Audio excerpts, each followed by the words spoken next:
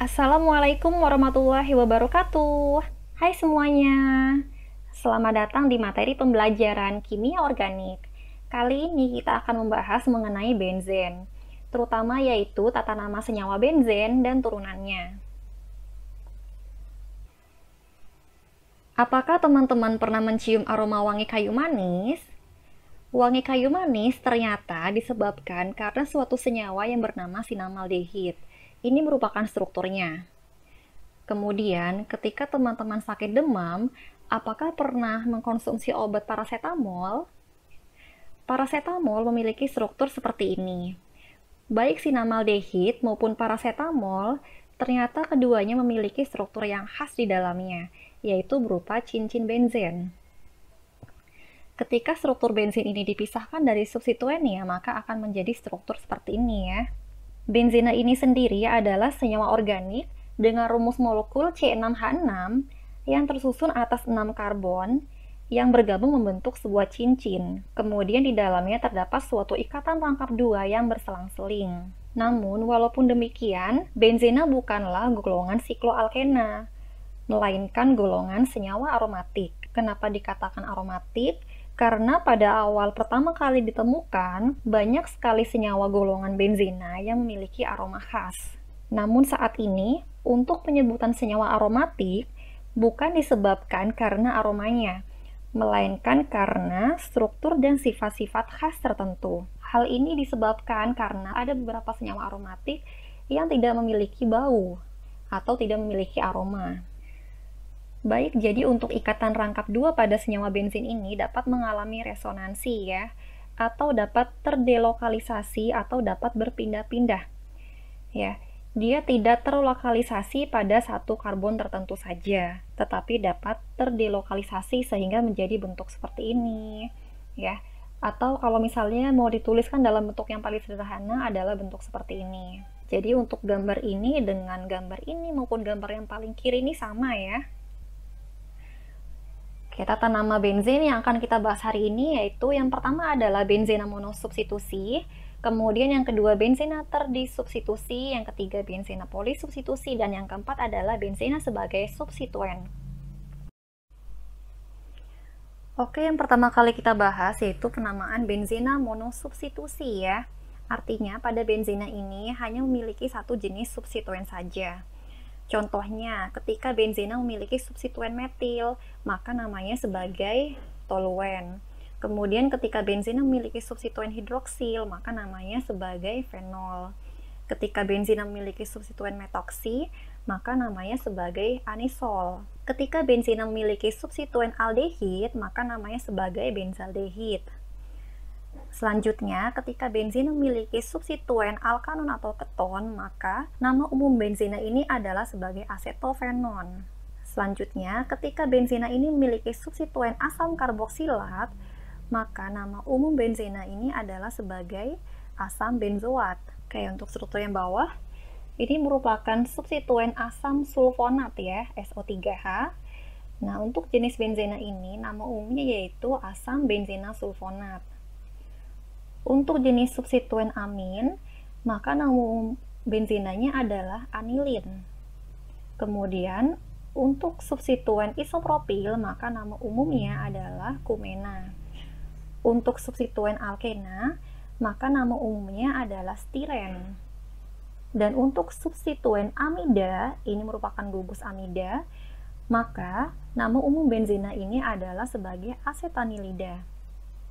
Oke, sebaiknya penamaan benzena monosubstitusi ini kalian hafalkan ya, karena akan dijadikan acuan ketika memberikan nama benzena terdisubstitusi dan juga benzena polisubstitusi. Oke, kita lanjutkan. Untuk jenis benzena monosubstitusi yang tidak memiliki nama umum yang diterima oleh IUPAC, maka dinamai sebagai turunan benzen. Contohnya di sini ada unsur brom substituennya, maka nama umum benzenanya yaitu bromobenzena. Kemudian ketika ada substituen klor, maka nama umumnya adalah klorobenzena. Ketika ada substituen nitro, maka nama umumnya adalah nitrobenzena. Ketika ada substituen etil, maka nama umumnya adalah etilbenzena. Terdapat substituen propil, maka nama umumnya adalah propilbenzena. Nah, selanjutnya untuk benzena terdisubstitusi, maka penamaannya adalah menggunakan awalan orto, meta, dan juga para ya. Untuk orto artinya berada pada posisi 1, 2. Oke, contohnya di sini ada substituen Cl 2 kali ya. Artinya terdapat nama dikloro nantinya. Karena posisinya 1, 2, maka kita sebut sebagai ortodiklorobenzen atau 1, 2 diklorobenzena.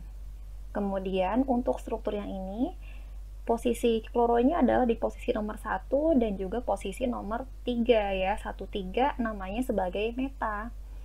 Sehingga nama lengkapnya yaitu meta-diklorobenzen atau 1, 3 diklorobenzena. Oke, untuk struktur selanjutnya, bromonya di sini pada posisi nomor 1 dan juga nomor 4, sehingga kita sebut sebagai para ya. Posisinya 1, 4, sehingga penamaan lengkapnya adalah para dibromobenzen atau 1, 4 dibromobenzen.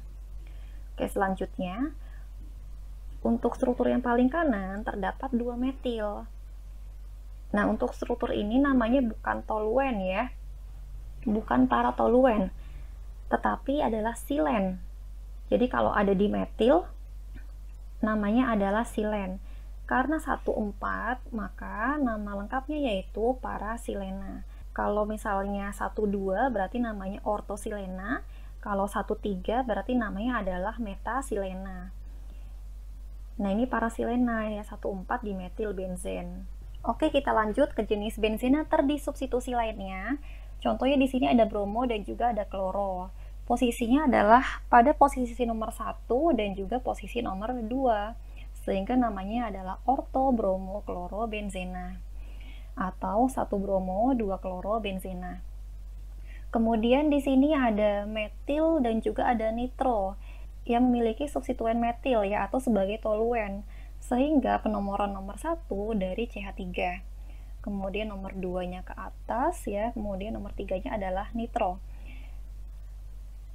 Karena 1, 3 berarti namanya sebagai meta atau metanitrotoluen. Bisa juga kita sebut sebagai 3 nitrotoluen ya. Kemudian struktur selanjutnya ini ada gugus amin dan juga ada gugus kloro. Yang ada nama umumnya yang mana? Yang amin atau yang kloro? Yang amin ya, sebagai anilin. Jadi NH2 sebagai nomor 1, kemudian Cl sebagai nomor 3. Dan kita namakan untuk struktur ini sebagai metakloroanilin ya. Atau nama lainnya yaitu 3-kloroanilin. Oke, bisa sampai sini? Kalau misalnya ada yang ingin ditanyakan, boleh langsung komen di kolom komentar ya. Oke, selanjutnya ada substituen SO3H dan juga ada Cl ya. Yang ada nama umumnya yang mana? Yang ada nama umumnya adalah SO3H sebagai asam benzena sulfonat. Jadi ini nomor 1, kemudian Cl-nya menjadi nomor 4. Kemudian kalau 1, 4 namanya orto, meta, atau para. 1, 4 namanya adalah para ya. Sehingga nama lengkapnya yaitu asam para klorobenzena sulfonat ya. Jadi penamaan asam ini selalu berada di depan. Atau kita sebut juga sebagai asam 4 klorobenzena sulfonat. Oke, kita lanjutkan. Nah, selanjutnya ini merupakan jenis benzena terdisubstitusi lainnya. Untuk senyawa ini ada substituen asam karboksilat, kemudian ada juga substituen hidroksil. Jadi kita pakai yang mana nih untuk acuannya? Apakah yang asam karboksilat atau yang hidroksil? Kalau yang asam karboksilat maka kita sebut sebagai asam benzoat. Sedangkan kalau yang hidroksil maka nama benzenanya adalah fenol ya. Nah, untuk jenis benzena seperti ini yang memiliki 2 nama umum, maka kita harus menggunakan gugus prioritas. Nah, ini gugus prioritasnya semakin ke atas maka prioritasnya akan semakin meningkat ya. Jadi di sini ada asam karboksilat yang pertama, kemudian yang kedua ada asam sulfonat, yang ketiga adalah ester, kemudian ini ada COX, ini merupakan halida asam ya, X-nya ini halida, kemudian ada CONR2 ini merupakan amida. Selanjutnya CR ini merupakan nitril, CH itu aldehid, kemudian CO itu keton, OH hidroksil, NH2 amin, kemudian R itu alkil ya, bisa berupa CH3, C2H5, C3H7, dan seterusnya. Kemudian ada nitro, dan yang terakhir ada X. X ini merupakan golongan 7A ya, atau golongan halogen. Ada fluor, kemudian Cl, Br, I. Ya. Jadi untuk golongan halogen memiliki prioritas yang paling rendah. Nah, antara asam karboksilat dengan hidroksil yang paling tinggi, prioritasnya yang mana? Asam karboksilat atau yang hidroksil? Ternyata yang lebih tinggi adalah yang asam karboksilat ya. Sehingga untuk COH menjadi nomor 1, kemudian OH-nya menjadi nomor 2. Kemudian karena terdapat dua substituen, maka kita bisa menggunakan nama orto, meta, dan para. Kalau 1,2 maka namanya adalah orto ya, sehingga nama lengkapnya asam orto hidroksi benzoat. Atau bisa kita sebut juga sebagai asam 2-hidroksi benzoat ya. Jadi untuk asam itu selalu di depan. Selanjutnya, untuk struktur ini ada metil dan juga ada NH2. Kalau metil dengan benzen, maka kita sebut sebagai toluen. Kemudian kalau amin dengan benzen, maka kita sebut sebagai anilin ya. Nah, dari sini kita lihat yang mana yang prioritasnya lebih tinggi, yang substituen metil atau yang substituen amin. Kita lihat di sini, ternyata yang prioritas lebih tinggi adalah substituen amin ya. Kalau R kan di bawahnya amin ya, R atau alkil. Sehingga untuk amin ini adalah nomor 1, kemudian ini nomor 2, dan metil nomor 3. Karena posisinya 1, 3, maka kita sebut sebagai meta ya, meta metil anilin. Dan dapat juga kita sebut sebagai 3 metil anilin. Oke, jadi gampang ya. Yang penting ketika terdapat dua gugus atau substituen yang memiliki nama umum, maka kita harus cari tahu dulu yang prioritasnya lebih tinggi itu yang mana. Maka itulah yang dijadikan sebagai nomor 1. Oke, bisa ya? Kita lanjut ke materi berikutnya. Untuk benzena polisubstitusi, ini contohnya. Nah, untuk benzena jenis ini, maka tidak lagi menggunakan awalan orto, meta, dan juga para ya, tetapi menggunakan penomoran. Di sini ada nitro, ada kloro, dan juga ada amin. Oke, ini saya tampilkan juga untuk gugus prioritasnya. Kira-kira di antara 3 substituen ini, yang prioritasnya lebih tinggi yang mana? Yang nitro, amin, atau kloro? Kita lihat nih dari gugus prioritas. Ternyata yang prioritasnya lebih tinggi adalah amin ya. Sehingga NH2 kita jadikan nomor 1. Kemudian nomor 2-nya kemana? Ke Cl atau ke nitro. Nah, untuk nomor 2, yang kita jadikan sebagai acuan adalah yang paling dekat ya. Lebih dekat ke kloro, berarti nomor 2-nya ke atas. Kloro nomor 3 dan nitro nomor 4. Jadi nama lengkapnya 3 kloro, 4 nitro, anilin ya. Oke, selanjutnya untuk struktur yang di samping. Nah, di sini ada metil dan juga ada NO2 ya. Antara metil dengan NO2 itu lebih tinggi yang alkil. Jadi metil ini jadi nomor 1. Kemudian nomor 2 ke kanan atau ke kiri sama saja ya. Kalau ke kanan nomor 2, ke kiri juga nomor 2. Kita misalnya ke kanan aja nih. Nomor 1, 2, 3, 4, 5, 6. Sehingga nama lengkapnya yaitu menjadi 246 trinitrotoluen.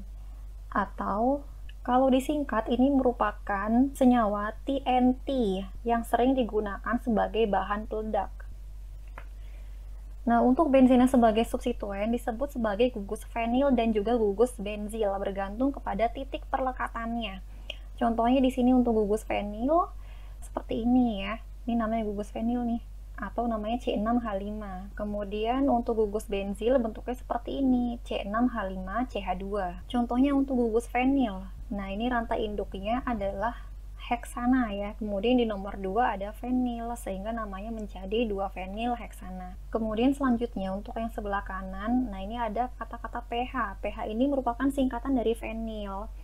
Sehingga penomorannya boleh dari atas ya. Nomor 1, kemudian 2, 3, 4, 5. 1,3,5 trifenil benzena. Kemudian untuk struktur yang bawah, nah ini ada 2 fenil, sehingga penamaannya menjadi bifenil. Dan yang terakhir, strukturnya adalah ada fenil dan juga ada siklobutana ya, sehingga penamaannya menjadi fenil siklobutana. Kemudian untuk gugus benzil, Nah, di sini kan ada struktur benzil ya, kemudian di sampingnya ada OH atau alkohol. Jadi namanya adalah benzil alkohol. Kemudian CH2Cl namanya adalah benzil klorida. Kemudian ada CH2OH dan NO2.